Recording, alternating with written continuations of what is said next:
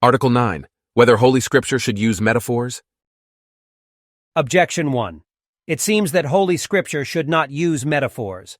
For that which is proper to the lowest science seems not to befit this science, which holds the highest place of all. But to proceed by the aid of various similitudes and figures is proper to poetry, the least of all the sciences. Therefore it is not fitting that this science should make use of such similitudes. Objection 2.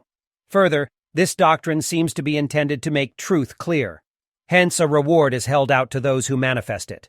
They that explain me shall have life everlasting. Sirach 24:31.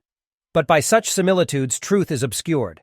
Therefore, to put forward divine truths by likening them to corporeal things does not befit this science.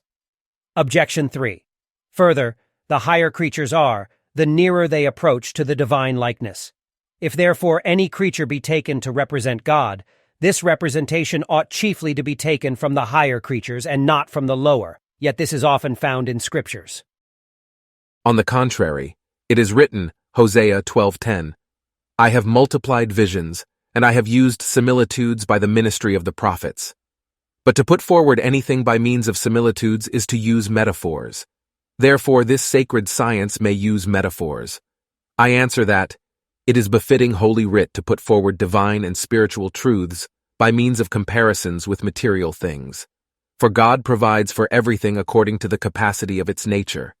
Now it is natural to man to attain to intellectual truths through sensible objects, because all our knowledge originates from sense. Hence, in Holy Writ, spiritual truths are fittingly taught under the likeness of material things. This is what Dionysius says on the celestial hierarchy. 1. We cannot be enlightened by the divine rays except they be hidden within the covering of many sacred veils. It is also befitting Holy Writ, which is proposed to all without distinction of persons. To the wise and to the unwise I am a debtor, Romans 1:14. That spiritual truths be expounded by means of figures taken from corporeal things, in order that thereby even the simple who are unable by themselves to grasp intellectual things may be able to understand it. Reply to Objection 1. Poetry makes use of metaphors to produce a representation, for it is natural to man to be pleased with representations. But sacred doctrine makes use of metaphors as both necessary and useful. Reply to Objection 2. The ray of divine revelation is not extinguished by the sensible imagery wherewith it is veiled, as Dionysius says, on the celestial hierarchy. 1. And its truth so far remains that it does not allow the minds of those to whom the revelation has been made to rest in the metaphors, but raises them to the knowledge of truths. And through those to whom the revelation has been made, others also may receive instruction in these matters. Hence, those things that are taught metaphorically in one part of Scripture, in other parts are taught more openly.